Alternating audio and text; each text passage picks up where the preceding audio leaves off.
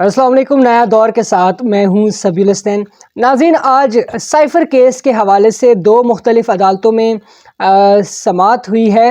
ایک official secret act کے تحت خصوصی عدالت نے سماعت کی اڈیالہ جیل میں سابق وزیر اعظم عمران خان اور سابق وزیر خارجہ جو کہ تحریک انصاف کے سینئر رہنما بھی ہیں شاہ محمود قریشی ان کے خلاف، اور اس کے ساتھ ساتھ اسلام آباد ہائی کورٹ میں بھی سائفر کیس میں ضمانت پر آج سماعت ہوئی ہے۔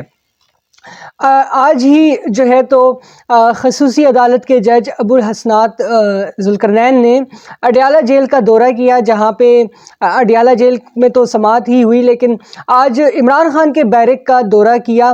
اس کی کیا تفصیلات ہیں وہ بھی میں آپ سے اس ویڈیو میں شیئر کروں گا۔ آفیشل سیکرٹ ایکٹ کے تحت خصوصی عدالت نے عمران خان اور شاہ محمود قریشی پر فرد جرم عائد کرنے کے لیے 17 اکتوبر کی تاریخ جو ہے وہ مقرر کی ہے، اور 17 اکتوبر کو ہی پروسیکیوشن کے جو گواہان ہیں ان کو بھی نوٹس جاری کیا جائے گا۔ آج دونوں ملزمان کو چالان کی کاپیاں جو ہیں وہ دی گئی ہیں۔ عمران خان کی جانب سے ان کے وکیل سلمان صفدر جو ہیں وہ پیش ہوئے، جبکہ FIA کی جانب سے اسپیشل پروسیکیوٹر ذوالفقار نقوی عدالت میں یعنی کہ اڈیالہ جیل میں جہاں پہ عدالت لگائی گئی تھی وہاں پر پیش ہوئے۔ ذرائع کے مطابق عمران خان کی جو قانونی ٹیم ہے انہوں نے مختصر ملاقات بھی کی ہے اڈیالہ جیل میں۔ سلاخوں کے پیچھے عمران خان تھے اور اس دوران ہی ایک مختصر ملاقات ہوئی۔ اسپیشل پروسیکیوٹر نے عدالت کو آگاہ کیا کہ پورے کیس کی نقول فراہم نہیں کی جا سکتی، صرف ضروری جو نقول ہیں وہی فراہم کی جائیں گی۔ آئندہ سماعت پر سرکاری گواہان کو طلبی کے نوٹس بھی جاری ہوں گے۔ سلمان صفدر نے اڈیالہ جیل کے باہر میڈیا سے گفتگو کی اور کہا کہ عمران خان نے اپنے ساتھ ہونے والے غیر انسانی سلوک کی پر انہوں نے شدید احتجاج کیا ہے، اور وہ صرف جیل مینول کے مطابق نقل و حرکت چاہتے ہیں اور وہاں پہ ورزش کرنا چاہتے ہیں۔ اس کے بعد اسی دوران ہی خصوصی عدالت کے جو جج ہیں ابو الحسنات ذوالقرنین انہوں نے عمران خان کے بیرک کا دورہ کیا۔ صاف ستھری ان کی بیرک تھی، لیکن دورے کے بعد خصوصی عدالت کے جج نے بتایا کہ انہوں نے کمروں کا سرپرائز وزٹ کیا ہے۔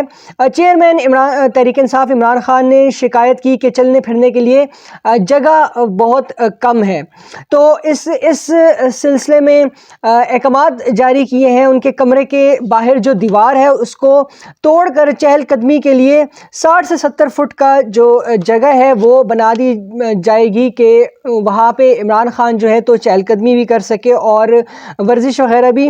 پھر جج نے مزید بتایا کہ دوران سماعت وکلاء کی جانب سے کچھ تھوڑا نوک جھونک بھی ہوئی ہے۔